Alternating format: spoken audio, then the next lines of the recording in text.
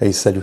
Trop content de te voir ici. Bienvenue dans ce premier module-là. Puis là, on va se dire tout de suite les vraies affaires. J'ai failli pas faire ce module-là parce que je me suis dit, Steph, t'es qui toi pour faire ça? Après, je me suis répondu, t'es un gars qui a du vécu, qui veut aider pour vrai. Fait que voilà, je me lance pas parce que je suis parfait, parce que je suis passé par là. Puis encore, je suis en train d'apprendre aussi. Donc, détache-toi et provoque ton premier miracle, c'est ce que je vais te parler. Même si t'es pas prête. Avant qu'on commence, je vais te dire une vérité que peut-être personne t'a dite comme ça.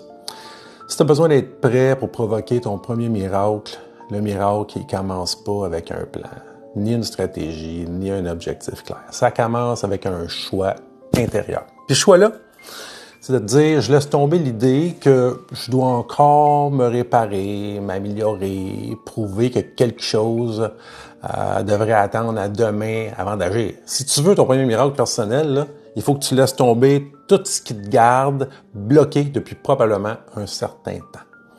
Peut-être que toi aussi, et fort probablement. Pendant des années, moi, j'ai cru que le problème, c'était moi. Que je devrais lire plus, comprendre plus, parler mieux, performer plus. Toujours quelque chose de plus, puis quelque chose qui me servait en fait d'excuse. Puis les excuses pour pas agir selon mes convictions, puis maintenant, la transformer en ceci. Je ne suis plus cette version de moi qui vivait dans cette peur. Je deviens maintenant quelqu'un qui agit même sans certitude. Les résultats inévitables vont venir parce que j'ai une foi inébranlable, je fais des efforts extraordinaires, puis je suis dans un processus de créer mon premier miracle. C'est ce que je veux te faire vivre. Que tu y crois ou pas, c'est pas important. En fait, ce qui est important, c'est es-tu prête à faire les efforts extraordinaires? Ça veut juste dire, es-tu prête à faire ce que 80% des autres sont pas prêts à faire? Puis peut-être, tu vas reconnaître ici quelque chose. Moi, chaque fois que j'étais sur le bord d'un projet, d'un rêve ou d'un changement, là, je shakeais, j'hésitais, j'attendais de me sentir confiant, prêt. Puis sais-tu quoi? Demain semblait toujours la meilleure façon pour agir. Comme exactement cette formation que je voulais faire depuis déjà tellement trop longtemps. La peur de plein de choses, inutile à mon cheminement, en fait, à ce que j'ai à enseigner pour aider d'autres personnes. Pour accomplir des mini-miracles, les résultats, c'est que je restais dans l'action de mes pensées. Pas de motivation, puis souvent, là, j'analysais, c'est comme, puis là, j'écrivais, puis je recommençais, puis le lendemain, c'est quoi qui se passait? Je continuais comme ça, en boucle. J'étais comme figé dans un doute. Je peux dire déguisé en préparation de ma prochaine excuse. Hein? Toutes les fois que ça a changé dans mes projets, c'est parce que j'ai trouvé une méthode, plutôt que j'ai pas trouvé une méthode miracle, c'est parce que j'ai eu une conversation brute, directe avec moi-même, comme un bon papa. Là, je me prenais par la main, j'aime dire au cœur du cœur, là où se trouve l'âme. Je me suis dit, Steph, OK, t'attends à quoi pour te choisir pour de vrai? La question, c'était souvent, tu veux une permission ou une vraie liberté? Cette phrase-là que je vais te nommer m'a réveillé, mettons, pas à peu près. As-tu besoin de devenir quelqu'un d'autre pour commencer ou t'as juste à enlever les couches qui t'étouffent? C'est un peu comme un oignon.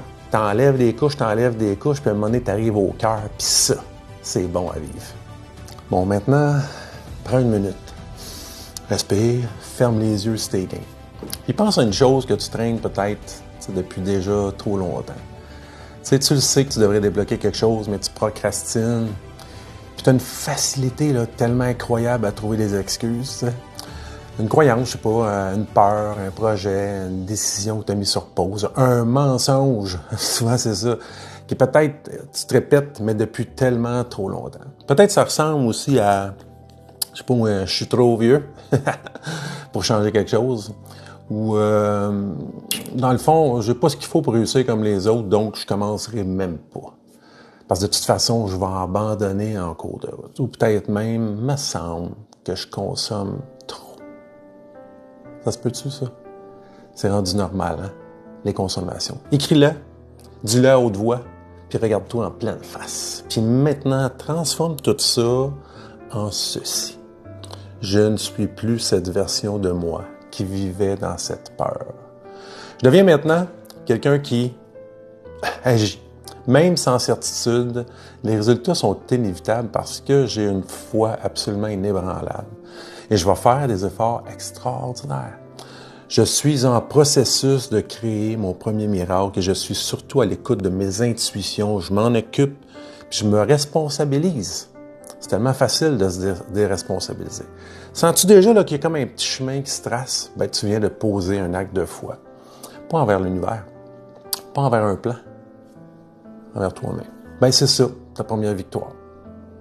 Un miracle à la fois, c'est pas magique. Je te dirais que c'est la conséquence d'un choix qu'on fait, même quand ça nous shake. Ce que tu as fait là, c'est pas juste un exercice de développement personnel.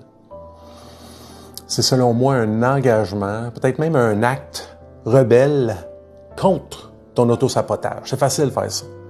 Si t'es comme moi, tu as sûrement vécu des déceptions, c'est des essais ratés, des échecs que j'appelle déguisés en expérience. Mais sais-tu quoi? T'as pas échoué. T'as juste été fidèle avec une version de toi-même, en toi qui avait peur, puis possiblement avec les outils puis le cheminement personnel que tu avais à ce moment-là, ben tu pouvais pas agir autrement. Aujourd'hui, tu peux juste changer de côté. Tu peux devenir loyal à ta foi puis à ton feu intérieur. Ça, je peux te le garantir. Puis demain, quand tu vas te lever, rappelle-toi bien cette phrase-là, puis peut-être plusieurs autres. Je n'ai rien à prouver, juste quelque chose à vivre enfin. Cette épreuve-là, c'est une expérience, rien d'autre. J'ai le pouvoir de me responsabiliser puis de la rendre complètement victorieuse. C'est en fait ma plus grande victoire. Quand tu te répètes ça, là, c'est comme quand tu répétais un chapelet. Fait que ça, là, c'est un début d'une foi inébranlable. Pourquoi ça ne serait pas ton tour cette fois-là? Pourquoi ça ne serait pas ton tour maintenant? Ce que tu viens de vivre là dans le premier module, là, c'est juste vraiment un début, une introduction. Dans les 7 prochains jours, on va creuser, activer, puis surtout aligner tout ça.